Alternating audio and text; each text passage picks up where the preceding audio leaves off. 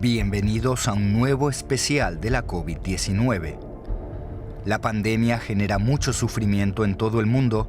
Ese es nuestro tema de hoy. El virus se traduce en la enfermedad o incluso la muerte de millones de personas, pero muchas más se ven afectadas por el impacto económico y político de esta crisis. España se ha visto particularmente afectada. La paralización de la economía dejó empresas quebradas y un masivo desempleo, familias desesperadas que muchas veces no saben qué hacer.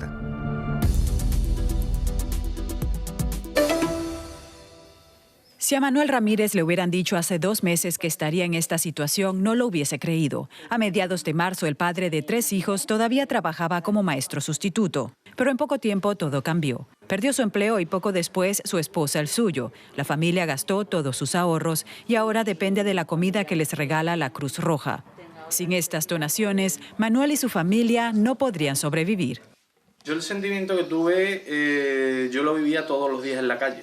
Yo vivía miedo, vivía impotencia, vivía rabia, vivía vulnerabilidad, vivía todos esos sentimientos. Entonces lo que pasó, que todos esos sentimientos que yo vivía e intentaba luchar contra ellos, llegó un momento que yo lo sentí.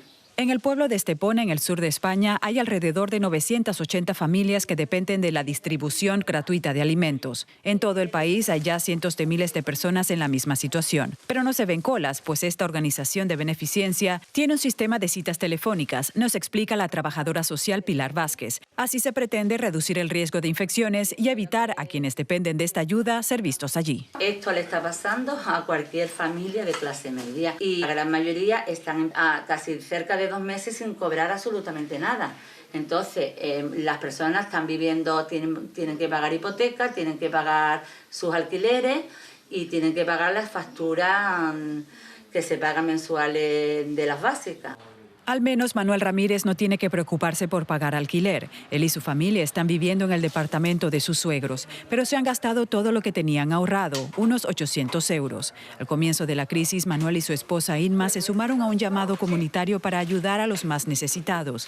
Compraron unas 2.000 mascarillas faciales y guantes para donarlos. Ahora, aún tienen cientos de ellos que nunca pudieron regalar.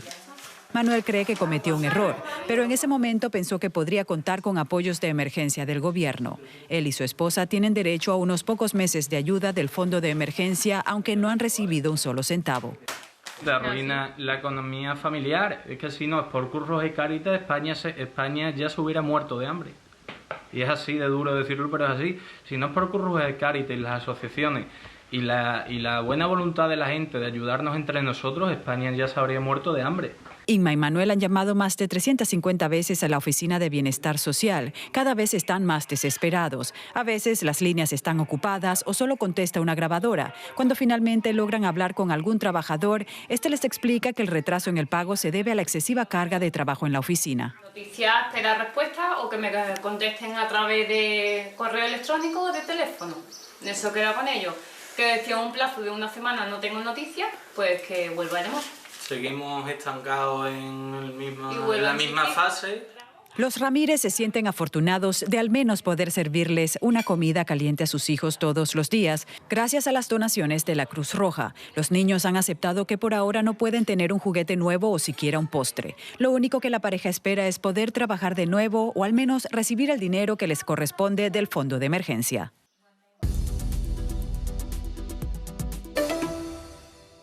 Para los 650 millones de habitantes en América Latina, del cual gran parte trabaja en el sector informal y no recibe ayuda estatal del gobierno, esta pandemia del coronavirus podría convertirse en una cuestión de supervivencia, incluso con una baja tasa de nuevas infecciones. Una de las preocupantes proyecciones de la fundación alemana Konrad Adenauer en un estudio publicado denominado América Latina en la crisis del coronavirus.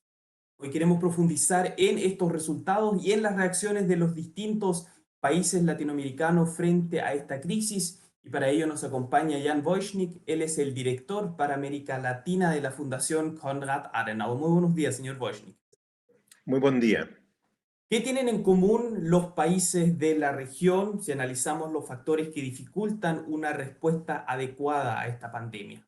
Bueno, primero son en su mayoría países muy grandes, de mucha especie, y que tienen regiones grandes donde hay poco hospital, hay poco médico, donde a veces el Estado no tiene control. Por ejemplo, en Colombia, en Brasil, en largas áreas donde el Estado no llega. Entonces, la gente que vive ahí es más vulnerable.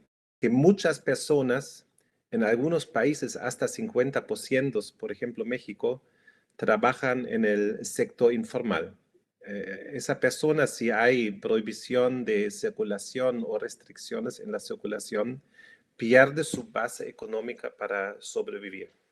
En el estudio se critica fuertemente el manejo de la crisis de parte de Brasil y de México, donde se dice que el manejo de ambos países, dirigidos por presidentes populistas, es deficiente y responsable también de la alta tasa de infecciones y muertes. ¿Cómo calificaría usted la situación actual en México y en Brasil?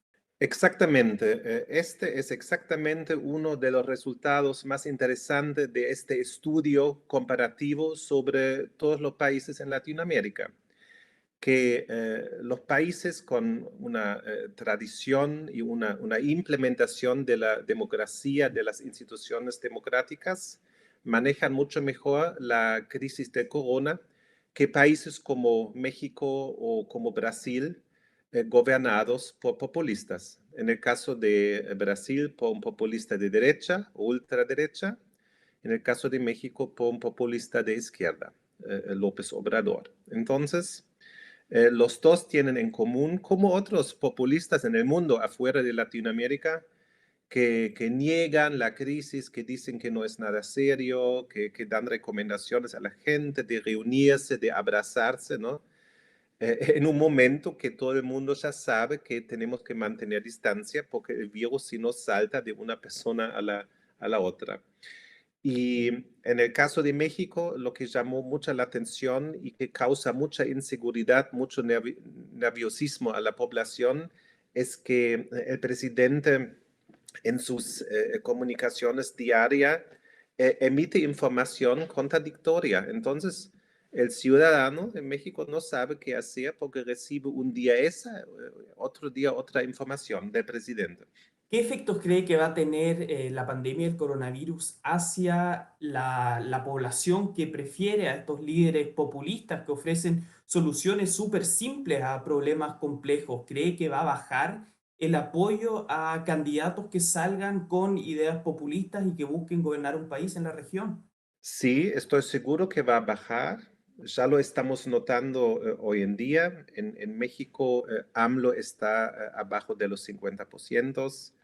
Bolsonaro está más o menos con 30%. Entonces va a bajar porque la crisis, como dijo Deutsche Welle después de la lectura de nuestro estudio, desnuda a los populistas. Es muy fácil prometer soluciones fáciles, ¿no? En tiempos donde todo anda bien, pero en una crisis grave, actual, el populista simplemente no tiene nada para ofrecer. Jan Wojcik, el director para América Latina de la Fundación Konrad Adenauer, muchísimas gracias por esta conversación. Muchísimas gracias a usted. Esta crisis impacta con más virulencia ahí donde ya existían graves problemas. Las prisiones en la India son lugares inhumanos, con una preocupante falta de higiene.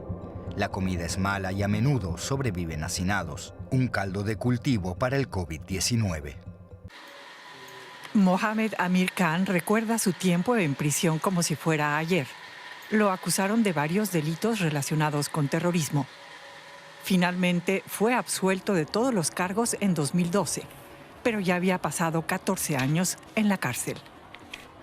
Desde entonces intenta volver a llevar una vida normal, pero hay cosas que simplemente no puede olvidar. Especialmente ahora, durante la pandemia del coronavirus. Amir dice que estuvo confinado en un cuartel con más de 300 personas, el doble de las permitidas. Muchas de las grandes prisiones indias están colapsadas. Esto se debe a que la gran mayoría cumple prisión preventiva. sumado a las pobres condiciones de sanidad y nutrición, es el caldo de cultivo perfecto para la propagación del virus. Más de 100 personas, entre prisioneros y custodios, dieron positivo por coronavirus en una prisión de Mumbai. Ahora también se han detectado varios casos en otra prisión en Delhi. Es muy preocupante porque mantener el distanciamiento social en las superpobladas prisiones de la India es casi imposible. Para descongestionar las cárceles indias, los prisioneros son liberados bajo fianza o libertad condicional de emergencia, dependiendo del caso, si están enfermos o si su edad es avanzada. Ajay Verma es parte de una red de abogados que trabajan voluntariamente para asegurar la liberación de los reclusos bajo fianza. Pero no todo va tan rápido como debería. Hasta ahora, solo un 10% de los prisioneros han sido liberados bajo fianza, según cifras oficiales. Pero los encarcelamientos continúan. En primer lugar, no debería haber arrestos en casos en los que no hubo violencia. Esos casos solo deberían presentarse cuando se celebran los juicios. Todas estas cosas se pueden hacer a nivel policial, pero si es necesario, las nuevas personas que llegan deben estar en un sector de cuarentena. Muchos reclusos son ahora presa fácil del virus. Apenas tienen protección. Un intelectual ruso dijo una vez que el grado de civilización de una sociedad puede establecerse visitando sus prisiones.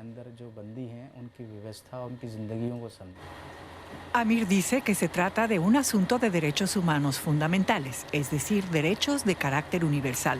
No importa de dónde sea la persona. Y advierte que hay que evitar una gran tragedia en las prisiones indias.